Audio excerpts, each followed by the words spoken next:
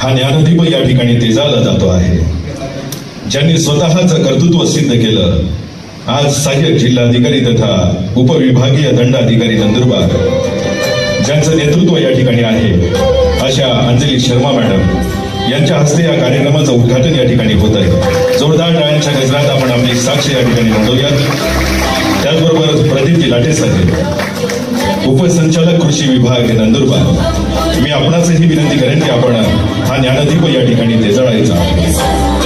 ज्या ज्या ठिकाणी माझ्या समाजामध्ये अंधकार आहे त्या वाटा तेजोमय होऊ दे या पवित्र भावनेनं हा ज्ञानदीप या ठिकाणी तेजाला जातो आहे. माननीय डॉक्टर निलेश पाटील साहेब, मी आपणासही विनंती करेन. माननीय प्रवीण पाटील साहेब,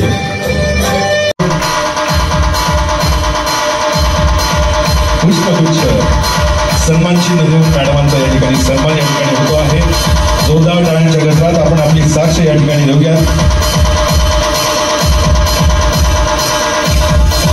सामाजिक बांधिलकी जपणारं नेतृत्व आदरणीय डॉक्टर विजयाताई गायकवाड अनेक महिलांचे प्रश्न नंदुरबार जिल्ह्याच्या स्तरावर तिथे सोडवतात आणि असं हे मराठा समाजाचं नेतृत्व आज माननीय अंजली शर्मा मॅडम यांचा सन्मान आजच्या कार्यक्रमाच्या निमित्ताने या ठिकाणी करतात.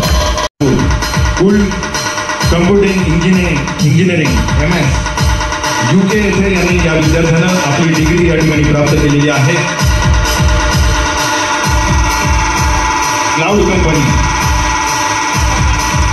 1 वर्षापूर्वी प्रशिक्षण झालं होतं, तर मला थोडी माहिती आहे दिल्ला बाबत आणि लोकांच्या बाबत. तर मला जास्त तुमची जास्त वेळ नाही घेणार. मी 2-3 जे मुद्दे आहे जे माझ्यासाठी महत्त्वपूर्ण आहे ते सांगते. फर्स्ट आहे बॅलन्सच्या. जे आपले मुली आहे त्यासाठी आपण सर्वांना सारा टाइम हम उनको बोलते की तुम्ही तुमचे जे स्टडीज आहे त्याच्यावर लक्ष ठेवा, स्टडीजवर लक्ष ठेवा. पण आपलं हे ग्रह धरायचं की त्यांची ओव्हरऑल डेव्हलपमेंट होईल पाहिजे, की त्यांना स्पोर्ट्समध्ये इंटरेस्ट आहे किंवा नाही, आणखी आपलं काय चालतात सोसायटीमध्ये काय चालू, न्यूजची त्यांना काय इन्फॉर्मेशन आहे किंवा नाही. जरी त्यांच्या डान्समध्ये इंटरेस्ट आहे तरी तुम्ही त्यांना सपोर्ट करा. हर बच्चे को एटलीस्ट एक स्पोर्ट त्यांना व्हायला पाहिजे की त्यांचा इंटरेस्ट आहे एक स्पेसिफिक स्पोर्टमध्ये, बॅडमिंटन, स्विमिंग, जे काही पाहिजे. पण ओव्हरऑल डेव्हलपमेंट ते हे बॅलन्स खूप खूप जरुरी आहे.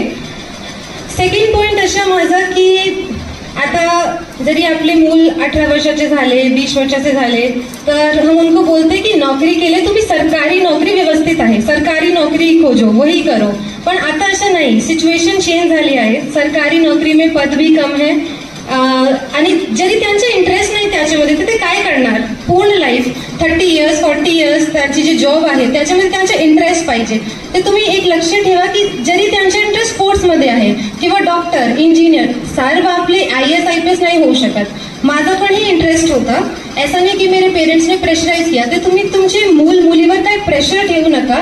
त्यांचे जे इंटरेस्ट आहे त्याच्यामध्ये त्यांना सांगा की तुम्ही हार्डवर्क करा आणि त्याच्यामध्ये जिस इंटरेस्ट एरिया में बच्चे ने चूज कर लिया कि ये मैं करूंगा, फॉर एग्जाम्पल स्विमिंग किंवा बॅडमिंटन, तर त्यांना हे सांगा की त्याच्यामध्ये तुम्ही पूर्ण हार्डवर्क करा और उसमें बेस्ट परफॉर्म करो. ते एक ते हे